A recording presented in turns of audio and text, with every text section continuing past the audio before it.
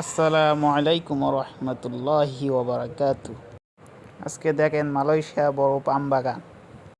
আমাদের এক ফুফুতো ভাই আইলো বেড়াতে, এখন চলে যাবে, তাই যাচ্ছি আগই দিয়ে আসছি।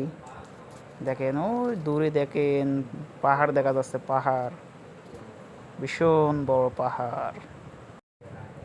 আমাদের সাথে আছে আমার হাইবুর মামু, আছে আহাদ আঙ্কেল, আছে আমাদের জামাই। জামাই প্রথমে দেখা গেছে জামাইয়ের, এই মুহূর্তে ক্যামেরার পিছনে আছেন। আমি একটু ছবি ছবি ভিডিও করছিলাম। আমার মামু কয়দিন পরে কাছে তুমি চুরি করে ভিডিও করি চাও।